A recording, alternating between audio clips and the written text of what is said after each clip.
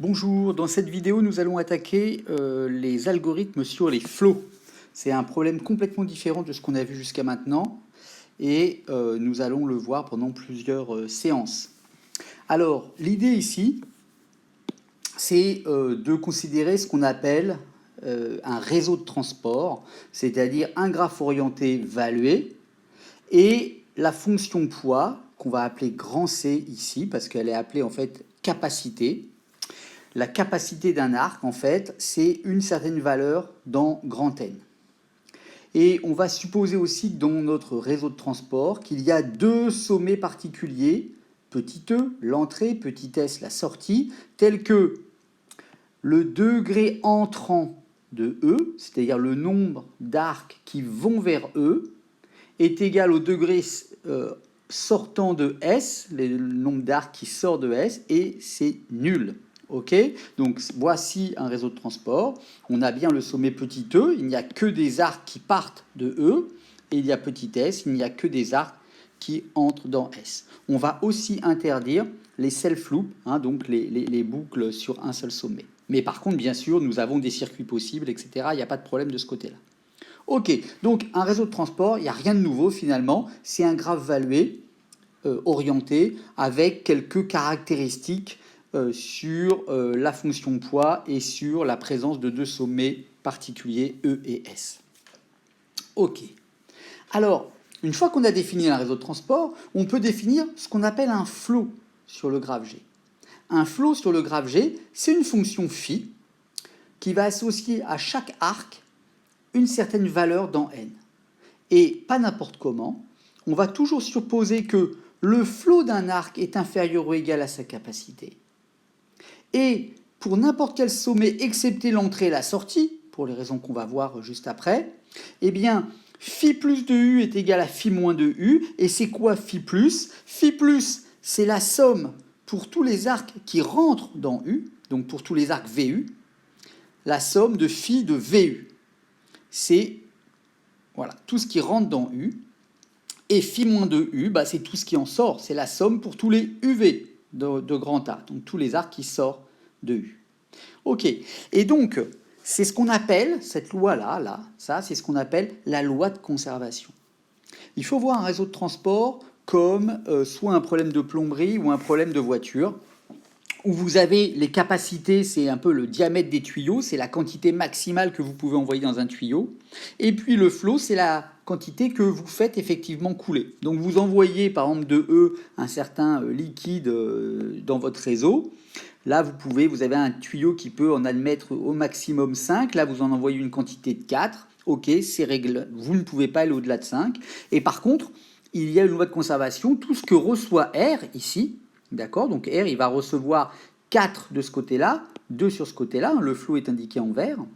Et il va en envoyer 6 vers le sommet suivant. Et il reçoit 0 ici. Et du coup, pour le sommet petit r, justement, ce qu'il reçoit, c'est 4 plus 2 plus 0, et c'est égal à 6. Et ce qu'il envoie, ce qui part de R, c'est 6.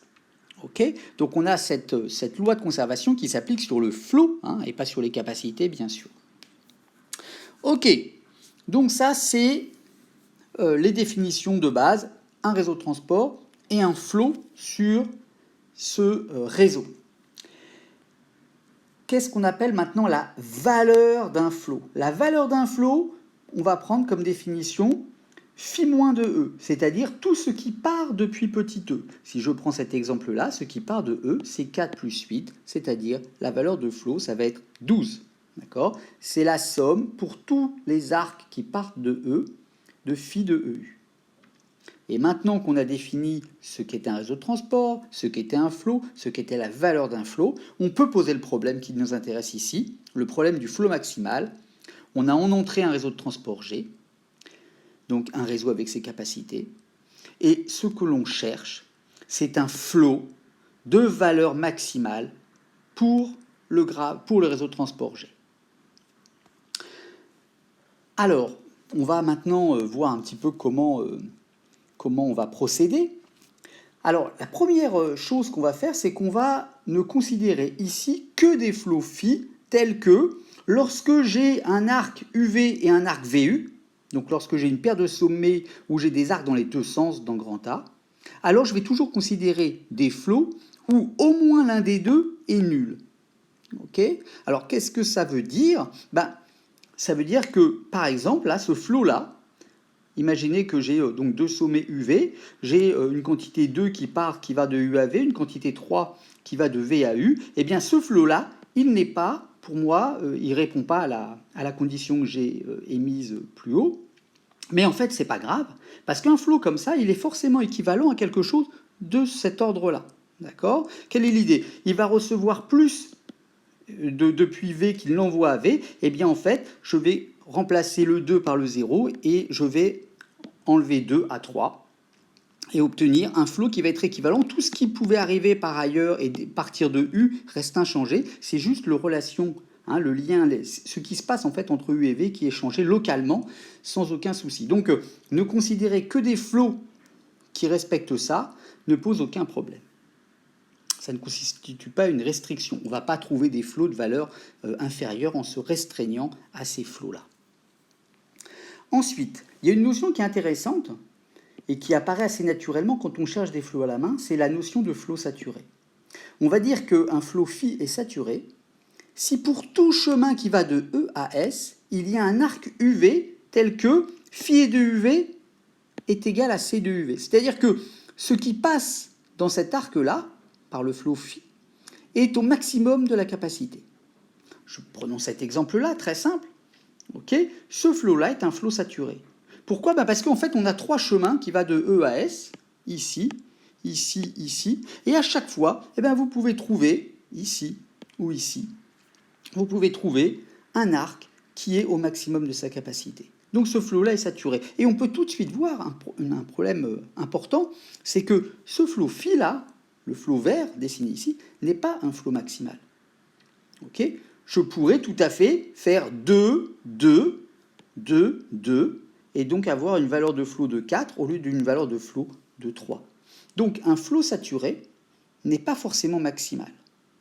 Et ça pose un problème parce que le truc un petit peu intuitif qu'on pourra avoir lorsqu'on a un réseau de transport, c'est de chercher des chemins de E à S et puis d'en déduire finalement une manière de trouver la plus petite valeur dont on peut incrémenter la valeur du chemin. Et puis une fois qu'on ne peut plus faire ça, on pourrait se dire que tiens, on a obtenu un flot max. Eh bien non, quand on obtient un flot saturé, ça n'est pas forcément un flot maximal. D'où la nécessité de développer des algorithmes un petit peu plus évolués pour trouver un flot max sur un réseau de transport. Donc on va définir une série de choses pour essayer de raisonner sur les flots. Donc on suppose fixer un réseau de transport et puis un flot phi. Et on va se donner une partition S1, S2 de notre ensemble grand S. On ne prend pas une partition quelconque, on va prendre une partition où on est sûr que le sommet petit e est dans S1 et le sommet petit s est dans S2. Et en fait, ça, c'est ce qu'on va appeler une coupe de notre réseau de transport. Très bien. Donc la capacité de la coupe S1, S2, on va le définir comme étant la somme des arcs qui vont de S1 vers S2, et qui sont bien sûr dans notre ensemble grand A. C'est ce qui explique cette notation-là. Donc c'est tout ce qui va de S1 vers S2, et on fait la somme des capacités de ces arcs. Le flot associé à une coupe S1, S2, c'est la somme des arcs qui vont de S1 vers S2 et qui sont dans grand A, toujours le même domaine, et on va prendre cette fois-ci la valeur du flot de chacun de ces arcs. Et enfin, on va définir delta phi de la coupe S1, S2, c'est phi de S1, S2 moins phi de S2, S1. C'est-à-dire, je vais prendre tous les arcs qui vont de S1 vers S2, j'additionne le poids des flots de chacun de ces arcs, et je retranche le flot des arcs qui vont de S2 vers S1. Ok, exemple.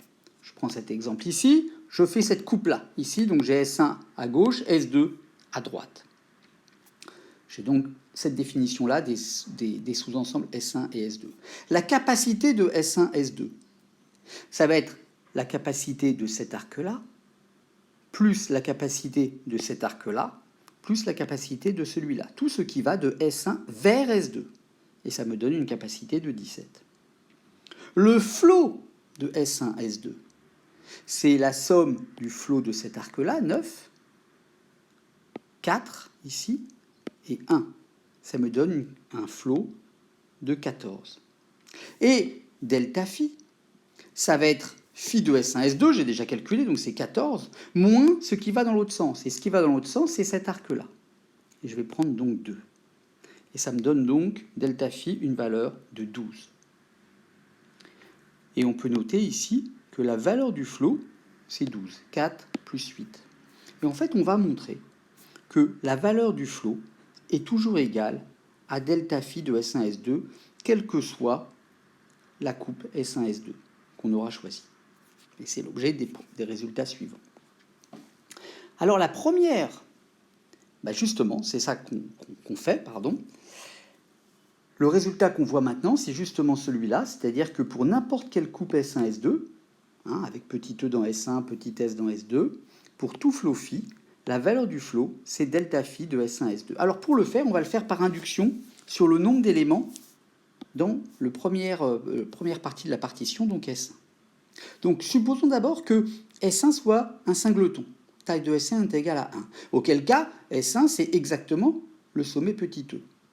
À ce moment-là, phi de E vers le reste du monde, c'est-à-dire phi de S1, S2, c'est ça que j'ai écrit. Si jamais S1 c'est petit e, ça c'est phi de S1, S2, c'est tout simplement tout ce qui part de E. C'est phi moins de E. Et ça, c'est par définition V phi. Et par ailleurs, lorsque je regarde maintenant tout ce qui va vers petit e, c'est 0. Pourquoi ? Parce que je sais que par définition, un réseau de transport n'a aucun arc qui va vers petit e. Et donc on a bien montré ici que delta phi de S1, S2 lorsque S1 est de taille 1 est égal à V phi. Ok, maintenant on peut s'attaquer au cas général, c'est-à-dire au cas où la taille de S1 c'est K plus 1. Donc, dans ce cas-là, je vais choisir un sommet U de S1 et je vais le prendre différent de petit e. Et je vais définir comme la coupe S'1, S'2 par la définition suivante. S'1, ce sera tout simplement S1 moins petit u, et S'2, c'est S2 plus petit u. J'ai donc changé la coupe, et pourquoi est-ce que je fais ça ? Parce que comme ça, S', S2, c'est une coupe de taille inférieure. Disons que S'1 est de taille K. Et donc, je vais pouvoir appliquer mon hypothèse d'induction, et je sais déjà que la valeur de mon flot, c'est égal à delta phi de S'1, S'2 par hypothèse d'induction. Et maintenant, je vais exprimer delta phi de S1, S2 en fonction de delta phi de S', S'2. Alors là, j'ai besoin de regarder ce qui se passe ici. Mon sommet petit u que je vais enlever. Donc S', c'est S1, et je vais mettre U en dehors. Qu'est-ce que je sais ici ? Je sais qu'il y a des arcs qui arrivent dans U et qui viennent de S1. Il y a des arcs qui arrivent dans U et qui viennent de S2. Donc ce sera les arcs jaunes d'un côté, les arcs verts de l'autre. Et puis il y a les arcs qui partent de U, il y a les violets qui vont dans d'autres sommets de S1, et il y a les roses qui vont aller vers S2. Je sais par ma loi de conservation que tout ce qui arrive en U est égal à tout ce qui part de U. Et donc j'ai bien cette relation ici. Et maintenant, exprimons phi de S1, S2. Phi de S1, S2, c'est exactement phi de S'1, S'2, sauf que dans S1, j'ai petit u, mais pas dans S'1. Il faut donc que je retranche ce qui va de S' vers U, que je compte là-dedans à tort, lorsque je veux calculer ce truc-là. Et par contre, je dois ajouter tout ce qui va de U vers S2. Et maintenant, phi de S de S1, c'est phi de S'2, S', et il faut quand même que je retranche ce qui va de U vers S', et que j'ajoute tout ce qui va de S2 vers U. Et je retrouve ici maintenant, lorsque je fais le delta phi de S1, S2, c'est-à-dire ça moins ça, je vais retrouver le delta phi de S', S'2, petite erreur. Et je vais obtenir ici 0, parce que, en fait, ça moins ça, par la loi de conservation, je sais que je vais avoir 0. Et j'obtiens donc que delta phi de S1, S2, c'est delta phi de S', S'2, et par hypothèse d'induction, je sais que c'est la valeur du flot, et j'ai terminé ma démonstration. La deuxième propriété, très simple, c'est celle-ci. Pour toute coupe S1, S2, et pour tout flot phi, on sait que la valeur du flot est forcément inférieure à la coupe associée à la capacité de la coupe S1, S2. Pourquoi est-ce que j'ai ça ? Alors là, c'est direct.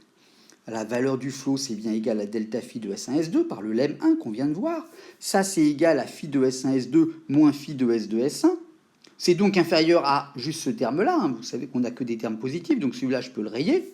Et phi de S1, S2, c'est forcément inférieur ou égal à la capacité de S1, S2, puisque je sais que pour chaque arc, phi de UV est inférieur à sa capacité. Et donc, j'ai directement que V phi est inférieur ou égal à la capacité de la coupe S1, S2. Je vous laisse maintenant nous retrouver dans la vidéo suivante, qui va présenter un algorithme important. C'est l'algorithme de Ford-Fulkerson qui se base là-dessus pour proposer un algorithme de calcul du flot maximal.